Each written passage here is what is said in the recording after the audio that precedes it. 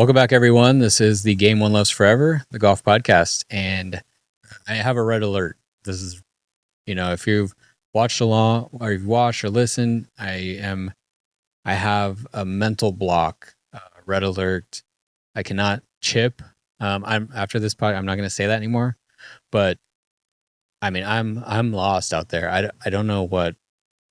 I mean, I played in a scramble, and luckily I played in a scramble because driver's on, driver's dialed, irons are dialed, but anything like I don't know 30, anything around the green, 30 yards in. I mean, if I could get a little bit of, I was calling it fluff. If I was able to sit up on some grass, that helped me. But any tight lie, I mean, I bladed I probably bladed most of any of the chips we did, and I was no help whatsoever. So, I mean, I was literally by the end, I was like, I might as well putt even in the thick rough. I'm like, I'm just putting it because it's better than whatever would happen with a wedge in my hand. So yeah, red alert. I'm scared. I'm terrified. Anytime I see anything 50 yards in, I'm like, I don't know what to do. I might as well putt 50 yards out. No, I would still wedge it, but I am terrified with the wedge in my hand. I have no idea what I'm doing. I'm gonna after this tonight. Actually, you can see I'm gonna just, I'm going to hit as many wedges, like I don't know, 30-yard, 20-yard pitches, and just hit. I mean, I know it's on artificial turf, but at least I can get the feeling, because if you blade it or you skull it, you're still gonna blade it even on regular turf. So I think it'll be good because it can be tight lies. So hopefully that will help me. But yeah, I just don't know. I mean, I'm gonna record it too. Maybe I could post it here. What I'm doing, and so the one thing, I've scoured, not really scoured, but I've kind of tried to get my algorithm to show me some chipping tips and see what comes about. And one of them, and I posted a while back, but I reposted it, is one where you stand on the wedge. You stand on your 58 degree, and then you grab the 54 and you on your left foot and you stand on it. So it's kind of like, so now the handle's like this in front of you. And you basically, now I'm going to take my wedge outside of it. So that way, I'm going out and coming back over rather than, I think I'm taking it away and then I'm just too closed. I mean, I don't even know. So maybe I'll post it here. And if you guys want to rip it apart and help me out, and please, I'll take any suggestions, anything. Maybe I'll try to do slow-mo or something. I don't know. I just have no answer right now. I mean, I might as well just take a huge divot every time I sorry to all the golf courses out there who are going to see me here in the next few days or the next months until I get this figured out. It just terrifies me. Anytime I have a wedge, I'm just like, I don't even pull wedges out within 50 yards or 30 yards. I should say 50. I'm okay because that's a nice little 3/4. But yeah, for some reason, just those tight lies, little chip ups, I have no answer. I even tried flop shots, and it's just like, no. See, I'm like speechless. I don't even know where to go. So I will hopefully post some things here, and just if you can, we'll see who gives advice, who doesn't. You can even comment on here. Maybe direct me somewhere where I can get some practice, or is that it? Or is that the answer? Just practice. That's what I wrote down as my notes. I just said, red alert, chipping sucks, practice. That was my notes. I was like, that's pretty much what I'm gonna go with, and that's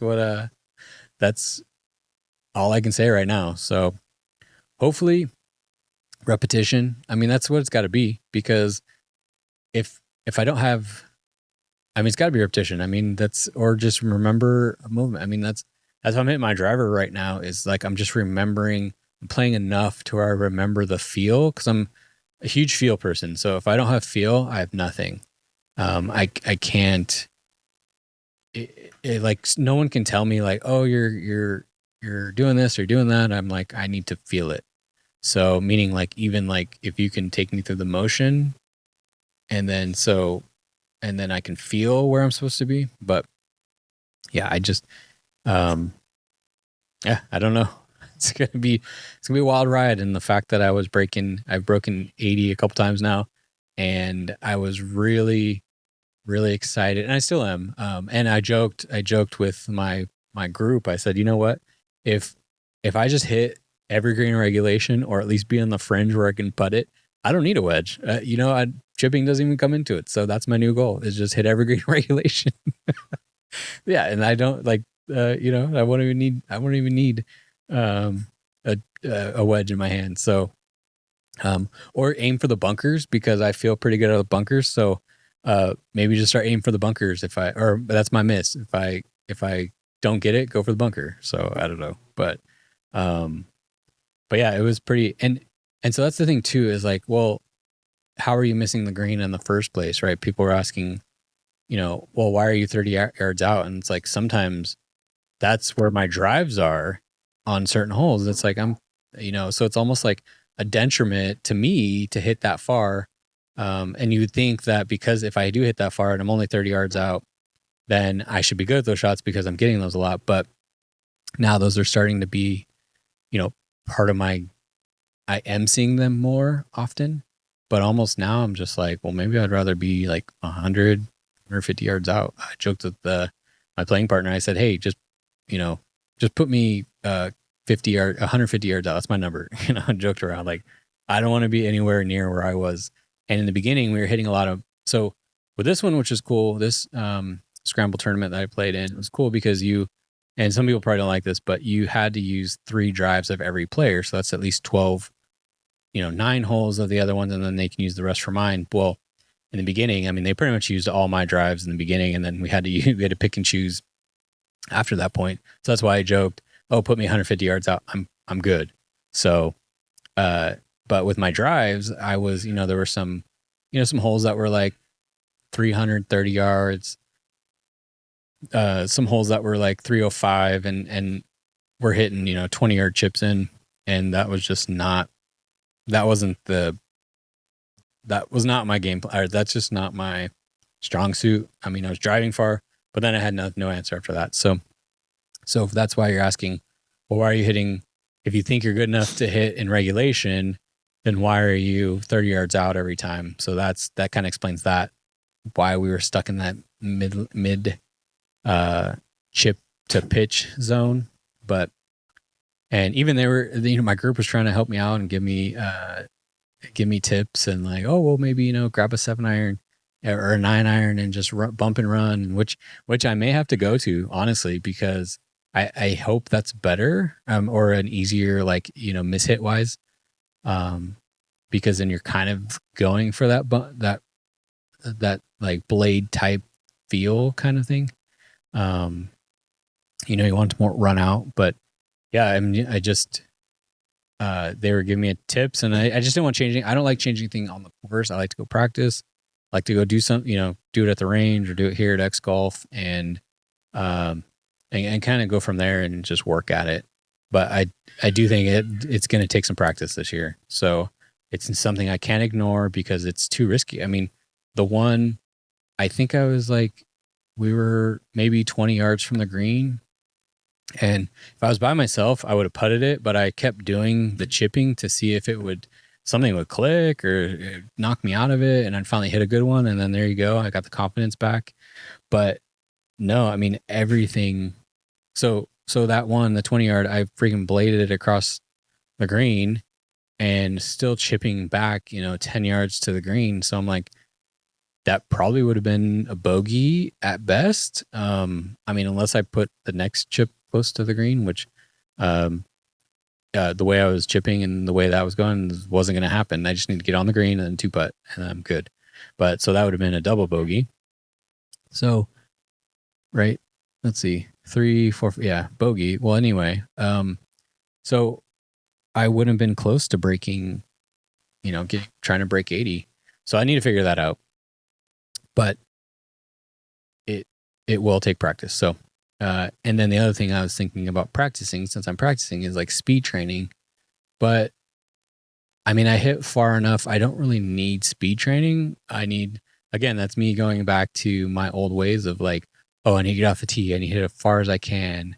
And as we can see, that's not going to help me here because it's just putting me closer to the hole, right? So, or the green. And I don't think that that's going to help me in any way. So, maybe for my irons, it will help me. But I mean, again, I saw something and said, the guy was like, "Oh, I hit my 9-iron 150 or whatever it was, right?"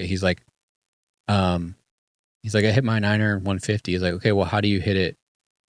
How do you?" He's like, "How do you hit it 160?" He's like, "Swing harder." He said, "Wrong answer." He said, "Get your 8-iron, get your 8-iron out."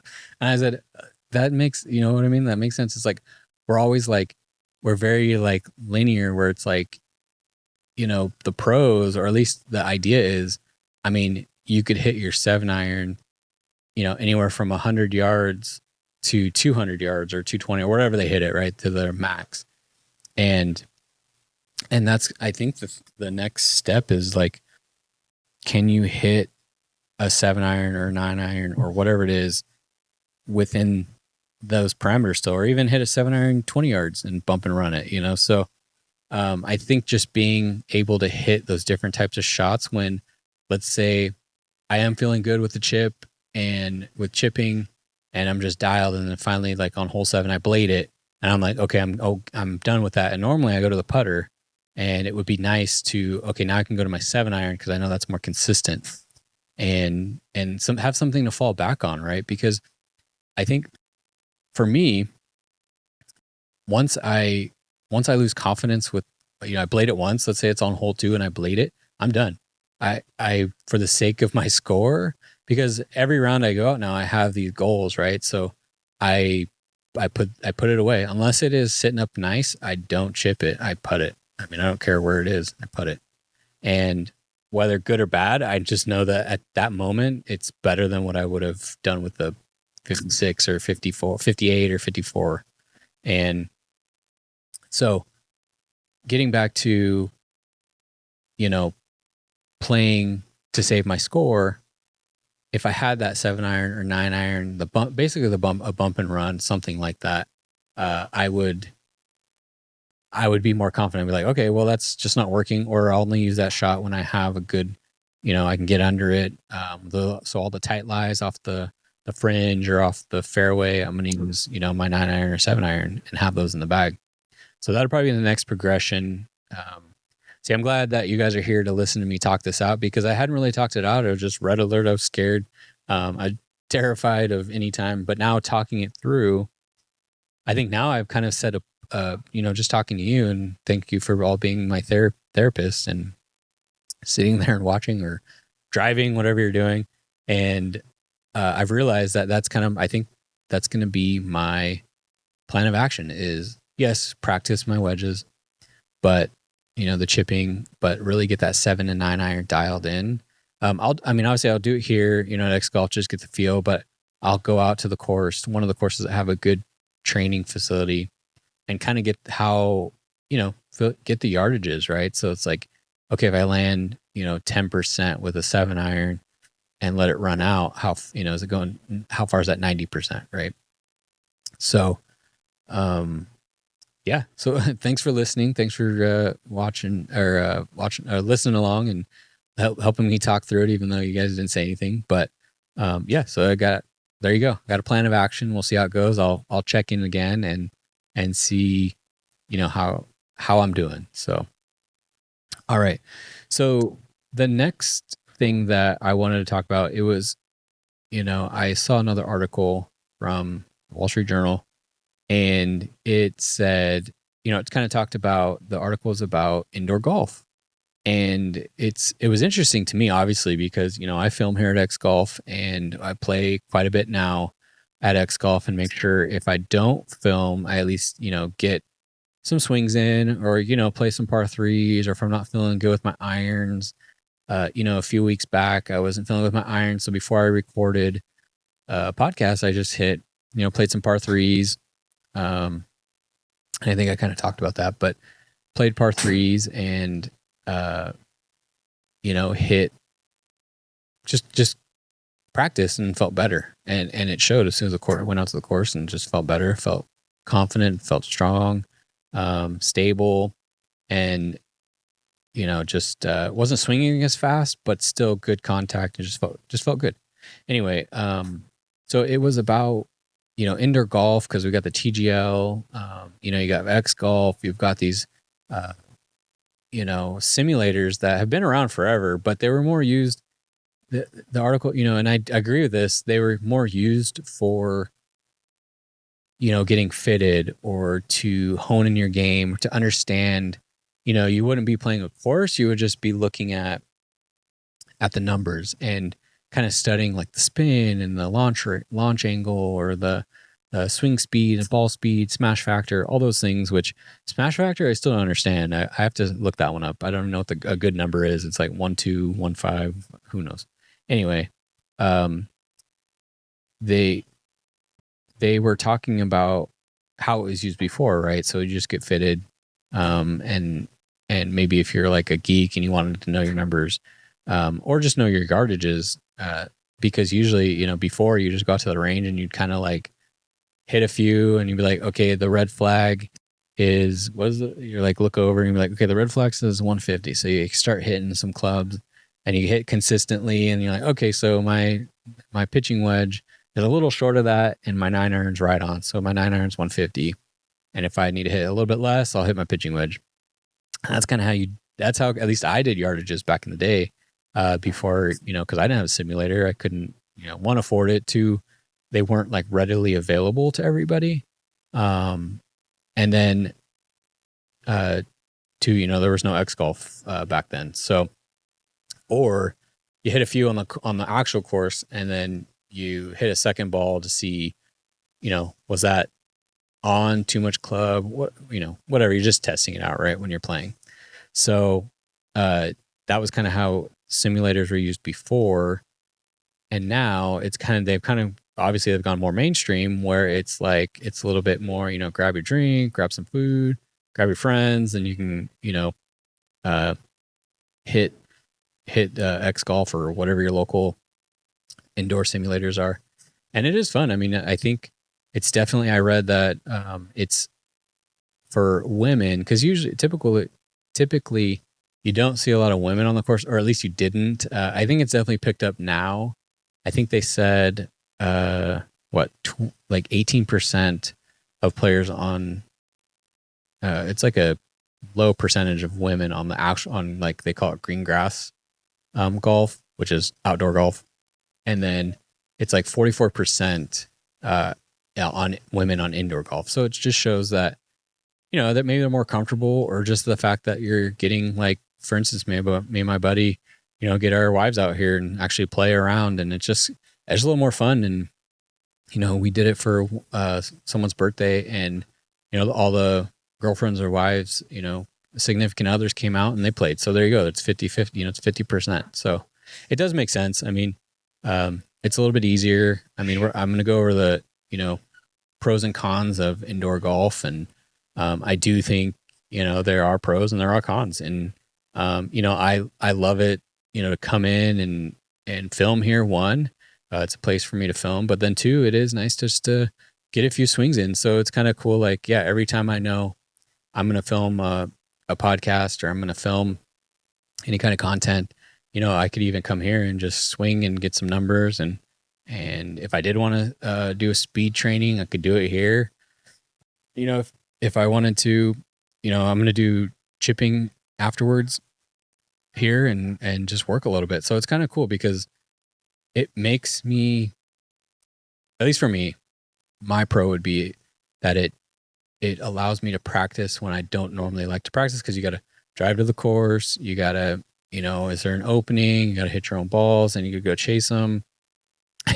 not on the range, but, if you're chipping, like, so for me, it's chipping and putting, it kind of gets, and then it gets a little boring. So at least with this, you can play a course, you can do some different things. And I think it's just, a little more interactive and keeps me, and then I just do it for like 15 minutes and then we get to the podcast and whatnot. So, but yeah, I'm going to go over the pros first, or maybe I should go to the cons, but, yeah, let's go over. I'll go over the cons. I like to do the best for last, right? So the cons, in my opinion, and kind of what I saw in the article is like, it is seasonal because, and it depends where you live. If you do actually have a winter, then this is great because you can still get your golf in. But here in California, Northern California, this year it wasn't really a wet season. So kind of like what Chuck was saying on a few episodes ago, like, it's not, you need lightning to strike in a sense and give you here in California, you need a rainy winter. And that kind of carries you through. And then you do have the other stuff like league and stuff, but definitely is seasonal because I have a golf group and I scheduled one here at X Golf instead of on the course because it was still kind of rainy off and on. And I wasn't sure. And of course, that day just happened to be a beautiful day, beautiful day on the course. And a lot of guys were like, oh, I'm already playing um, at wherever they're playing, but they're playing outside on the course. And, still had a good showing. But yeah, I mean, I think next time I'll have to do it more in the rain, like deep in the or in the middle of winter. That way, it's for sure raining and people will want to come. But uh, yeah, so see like that. I mean, it's seasonal, right? It's based on if it's nice out, people would rather be out on the course. So that's kind of something you got to fight against.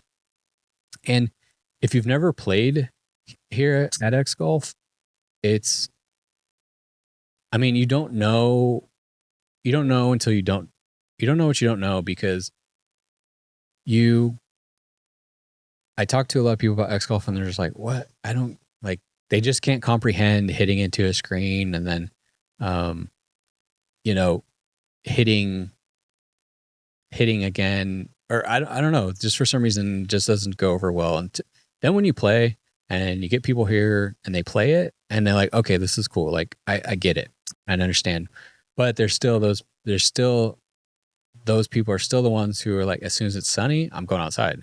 So, even if it's 9 holes, they're like, I'd rather do that than play inside.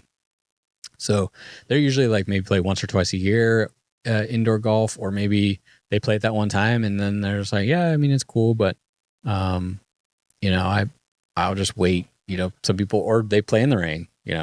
But most people just wait until it's golf season again, or it's good weather, and then they're good to go again. It is a little expensive. Like I was talking about the expense, it is a little expensive in comparison.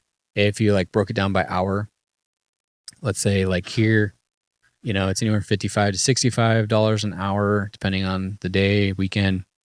But and usually, I mean, it does break down because if you do play in an hour by yourself for that hour, yes, it's expensive, but you do usually are able to finish a round in an hour. So it's like you're paying $55 for the round or $65 for the round. And if you think about it, that does correlate with if you're not walking, or if you're not getting a cart, it's about $65 around here. But also if you broke down by hour, it's like $12 an hour. So I don't know. And then you miss out on things like, do you warm up before the round? Do you, well, here at X Golf or any simulators, I don't think anybody really warms up because you're just like, oh, hit a moment, or it's just not as serious as far as your scores. Because I know a lot of guys who are not as good as me out on the course, but here they're like scratch golfers. And it's an interesting thing. Like, I think it's inverse. It's like guys or people, not necessarily guys, but people who are not that good at regular golf are really good at simulator golf. And it's probably, I don't know what it is, but it's just an interesting thing that happened. So, and then,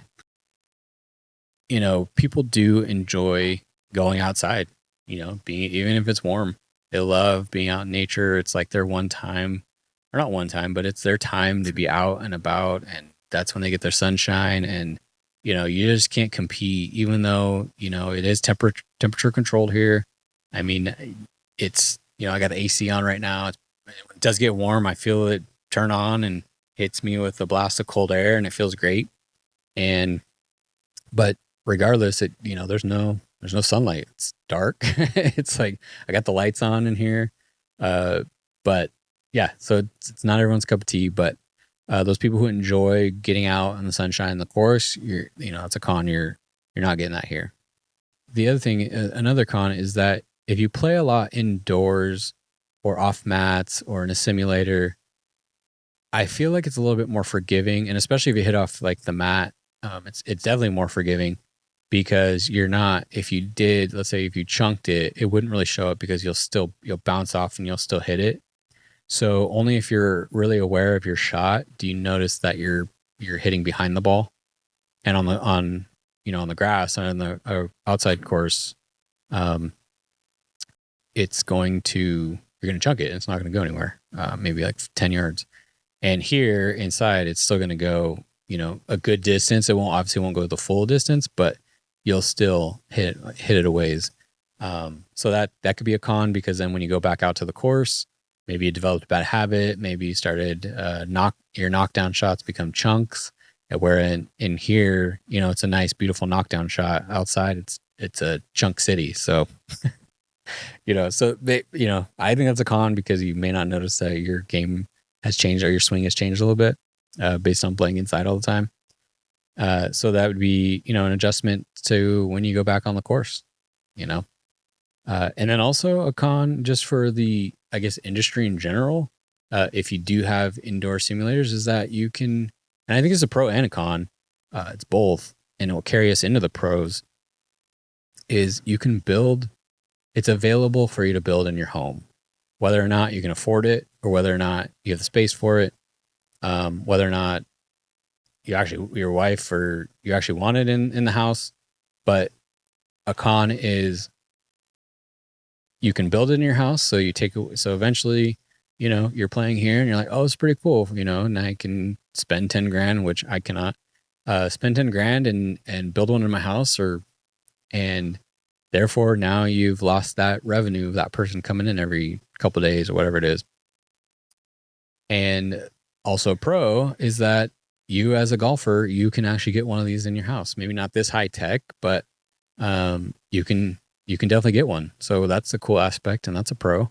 And so if you just want to work on your game at your house and, get the specs and get the numbers and kind of work, dig down and get the numbers, then you can do it at home. So that's a pro.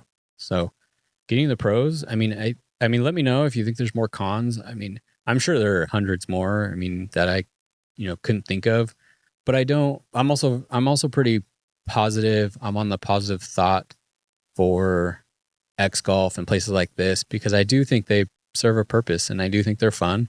And that's why I am more pro indoor golf. So getting to the pros, other than you can build in your house, if you don't have a lot of time, it's perfect because you can get it around in an hour. And you can maybe even if you don't take practice swings, you can probably get them extra holes too. So that is the cool thing because of the gimme. So for those of you who may not have played here or in any simulator, you get a gimme range. So it's like basically if let's say you hit your second shot and it gets within 9 feet, which is the gimme range. So then you basically make the next one, you birdie it. And so you move on to the next hole. So really you took 2 shots, and not only to take those 2 shots, you didn't have to chase after your ball. And so you probably did that hole. If that was the case, you probably took a minute or 2 per shot. So 4 minutes, you're done and you move on to the next hole, maybe even less if you weren't taking practice swings. So if you don't have a lot of time, let's say now you're in the point of your life where you have family, you have more responsibilities. Who knows? You'd have less time because of work. You're doing a podcast. You don't have as much time to get out and play. But you can get in. You can come out, play half an hour, play an hour, get in, get out, and you're back on. Whatever you need to do. Because as I said before, sometimes showing up to the course before let's say an hour before your round, if you warm up, stretch, whatever, check in, then you actually play the round, which is 4.5. Let's just say 4.5 hours. And so there's already 5.5. You want to grab some beers with the boys after, even one beer after it's a half an hour to an hour. I mean, you're at 6.5, 6.5 hours. And there you go. There's your whole day, right? And that may not make everyone in the household happy when you're gone for 6 hours every weekend. And this could be a nice substitute for that if you just want to keep swinging the sticks, right? Again, it's not going to replace outdoor golf, but it's just something if you can't get out like you used to and you still want to keep it loose and keep it going, then yeah, this is a great alternative. You can practice pretty much. I mean, this place is open like 8 to 10. Most probably are around the same. I mean, you can continue to play, in the summertime, the sun goes down around here around 8:30, 9:30 throughout the summer. But, right now I think it's 8:30 and this place goes at 10. So you get an extra hour and a half of, hitting the ball around a little bit. So you can practice inside anytime you're free. You just come over, grab a bay and, work out or play or work on your swing for an hour, but it's inside, right? So, and that brings me to the other one is we're temperature regulated here. So like I said, I mean, it gets a little hot here, but as soon as I feel warmth, boom, the AC kicks on and I'm like, oh, cool. I'm not sweating anymore. So, so during the summer, it's great. It gets over 100 degrees here sometimes in Sacramento. And this is a great alternative if you are a fair weather golfer, which I'm sure if you just started, you're not going to be golfing out in the 100-degree weather. You're going to be waiting until it's a little bit chillier or, the 90s or just you play earlier in the day before the heat comes on. But this would be, let's say you missed that tee time or you weren't able to get out in the morning. You can come here at 3, 4, 5, get in that afternoon round and it's still cool temperatures. And then in the winter, then keep the heater on. So it's pretty cool to get the feedback numbers. And what I mean by feedback numbers is, how far your distance is, how far the carry, total distance, the smash factor, the spin, side spin. The only thing here it doesn't show, which I have seen on other simulators, where it actually shows your club path and it takes a video of it. And sometimes, like when it's swinging, you see that the club will change in your hand or whatever, right? And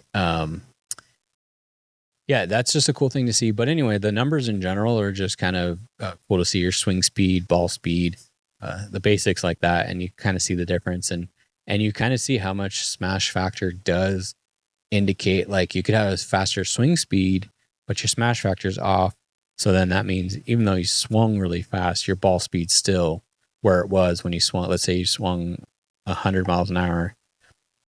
And then when you swung 110 miles an hour, your smash factor is off and you still hit it just as far as you swung at 100 miles an hour. Anyway, that's getting in the weeds of it. But it's basically like, then you can start to think about that. Like, okay, let's not swing faster, but let's be more accurate with where we're hitting the ball. Then you don't need to swing as fast because that is a testament to what happened when I played Castle Oaks a couple weeks ago. I wasn't swinging hard because I just wanted to get in play. I didn't want to be in, because there's a lot of hazards at Castle Oaks, and I just wanted to be playable. And I was swinging slower, but the outcome or the drive was still like 280, 285. I mean, one time I didn't swing that hard and I was just trying to put it in play and I still hit it like 300 yards. And it was kind of crazy to see that even though, I wasn't swinging any faster, but because I was way more accurate with where I was hitting on the club face, it was going just as far. So that kind of got me to think, well, the speed isn't always the key as much as where you're hitting on the club face, right? So, and I'm sure that's, Captain Obvious here, but it's just kind of cool to see the numbers to make it make sense if you're a numbers person, right? So if you need to see the data in order to believe, or you need to see, what's happening with your swing in order to change it, then that's a pretty cool thing to come in here and do for an hour and kind of get the numbers and see if you do swing faster, are we going further? Or, do I need to whip back all the way back like John Daly and really get that whip? Or is it just as good if I'm just nice, smooth, calm and smash factors on? And yeah, kind of go from there. But anyway, I think that is a definitely cool pro just to come out here and look at your numbers. And then you can play all those iconic courses that you may not get to play, or some of us may never. I've played golf my whole life and I've still never played Pebble Beach. And I do hope to play it one day, but as of right now, it's, I've played it, but just on the simulator, right? Or you played Pinehurst on the simulator, or you played the old course. I mean, this is hole 18 on the old course right behind us. And, I have been there and I have a picture. I've stood on that bridge right here, but I haven't played the course, but I at least got to walk it. And that was kind of cool.